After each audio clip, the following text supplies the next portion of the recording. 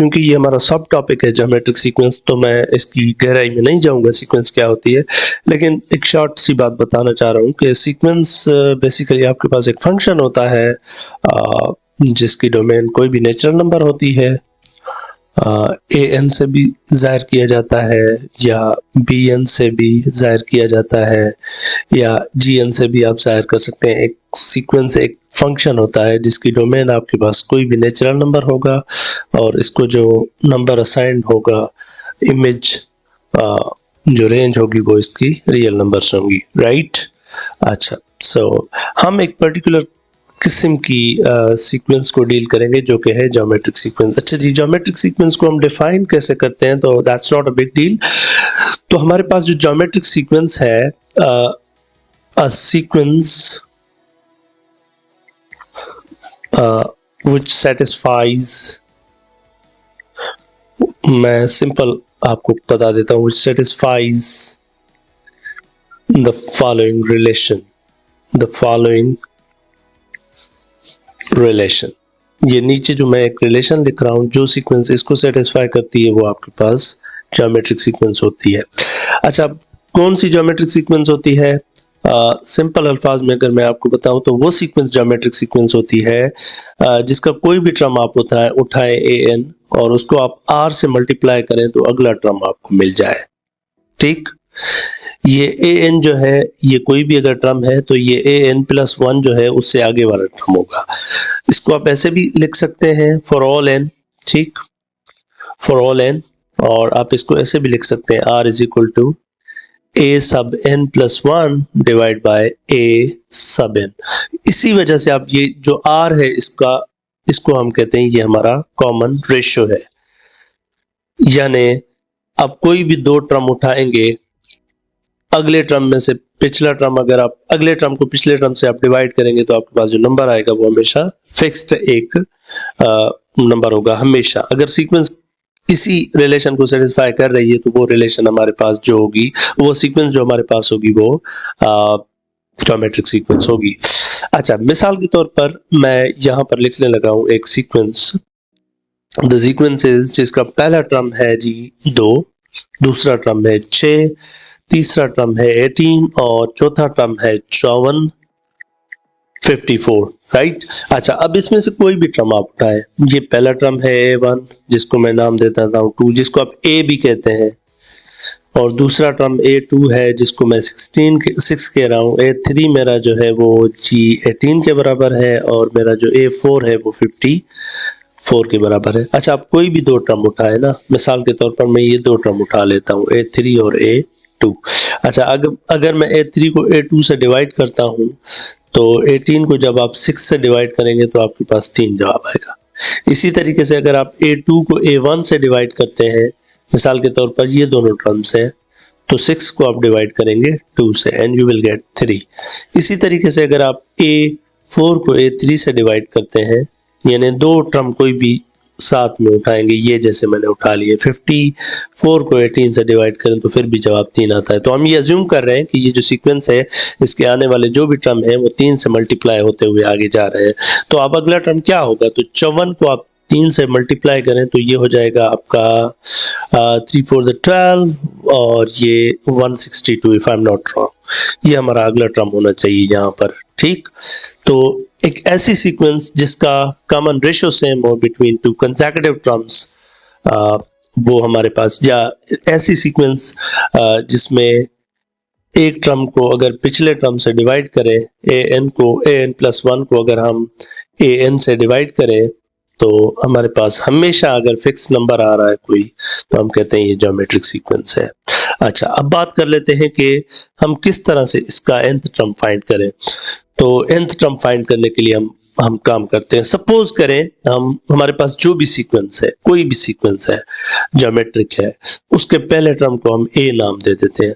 अब मुझे पता है कि अगले टर्म तक जाने के लिए मुझे इसको r से मल्टीप्लाई करना होता है 2 पर जाने के लिए, फिर 3 पर जाने के लिए इस टर्म को जो है ना r से मल्टीप्लाई करना पड़ेगा, तो ये r स्क्वायर a हो जाएगा। फिर अगले टर्म पर जाने के लिए मुझे फिर r से मल्टीप्लाई करना पड़ेगा, फिर क्योंकि ये रिलेशन आप ज़हन में रखना है आपने, an+1 is equal to r times a sub n।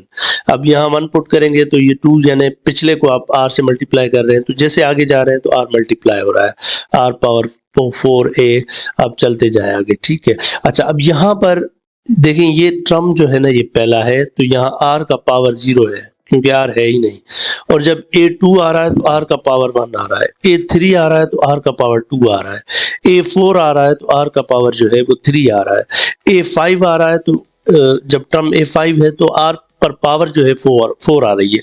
तो जब nth टर्म आ जाएगा तो ये यहाँ पर r के ऊपर जो है पावर जो होगी वो n से 1 कम होगी, n-1 टाइम्स a।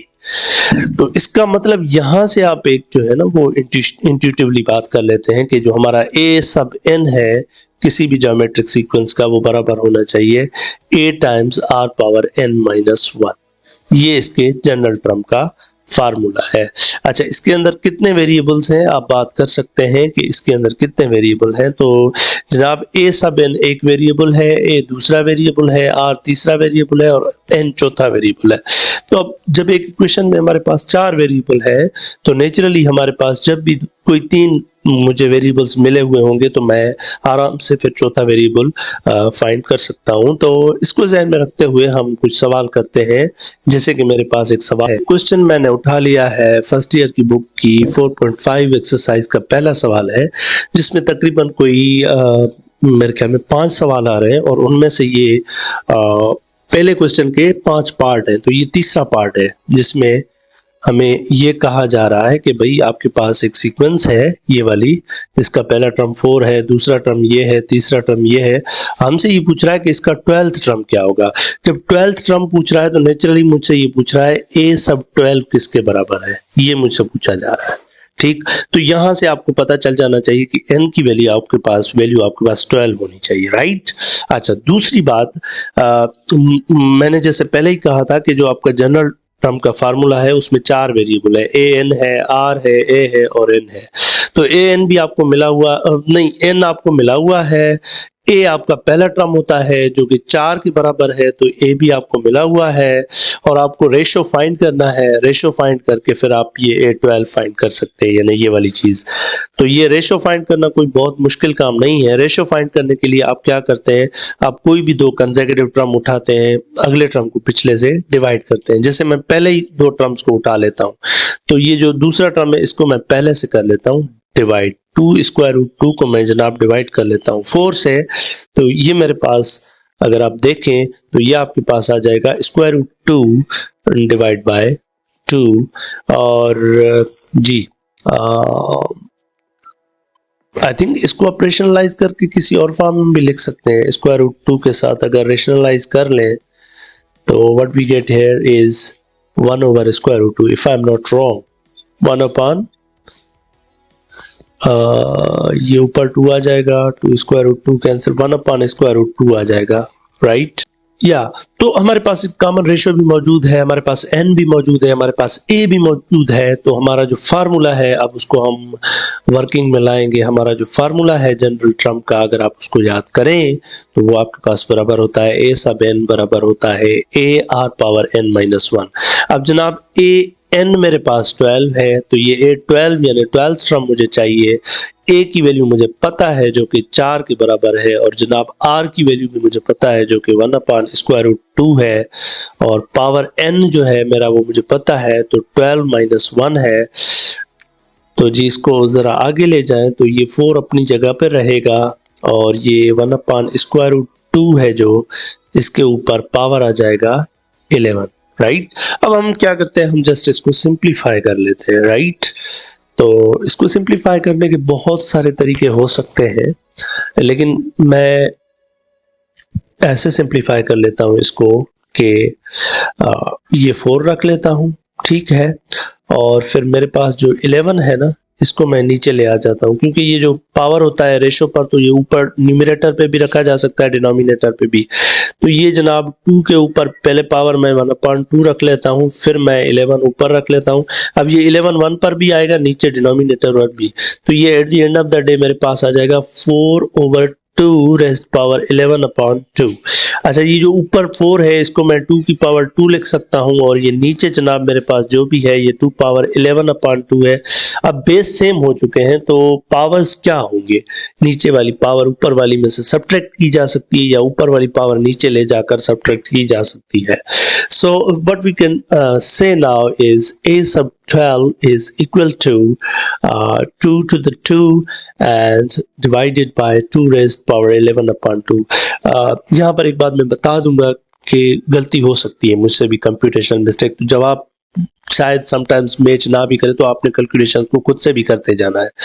तो जनाब 1 अपान ये 2 मैं नीचे ले आता हूँ, तो 2 पावर 11 अपान 2 में से 2 माइनस कर लेता हूँ, तो ये आ जाएगा 1 अपान 2 रेज्ड पावर, ये एलसीएम निकाल के आप इसको सॉल्व करेंगे तो ये 7 अपान 2 बन जाता है। ठीक, जिसको आप ऐसे भी लिख सकते हैं 1 अपान स्क्वायर रूट 2 का पावर 7। ठीक, जिसको आप फिर ऐसे भी लिख सकते हैं कि आप 1 अपान 2 है तो इसको आप स्क्वायर रूट 2 के ऊपर पहले 6 पावर लगा लें जनाब, फिर स्क्वायर रूट 2 को अलग करके रखें, तो ये एक ही बात है। तो ये a सब 12 मेरा बन जाएगा 1 अपान, अब ये 2 पावर 6 था, ये देखें ना, इस तरह से मिस्टेक्स हम करते हैं। ठीक है, so I should write with in another pen so that it should look clear, right. अच्छा जी, अच्छा जनाब, तो ये अब स्क्वायर रूट 2 का पावर 6 जब आप सिंप्लीफाई करते हैं तो ये 8 बन जाता है, क्योंकि 2 पावर 3 हो जाएगा ना, और स्क्वायर रूट 2, तो मेरे हिसाब से जो आपका 12th term of the sequence जो गिवन थी हमारे पास वो ये होना चाहिए, right. You can verify it. अब पहला टर्म तो आपको गिवन है 4, दूसरा टर्म भी गिवन है, और कॉमन रेशियो भी आपको गिवन है जो कि है 1 अपान स्क्वायर रूट 2। तो अब इसको 1 अपान स्क्वायर रूट 2 से मल्टीप्लाई करते जाएं, at the end of the day I am sure you will get 812 to be this quantity. Thank you.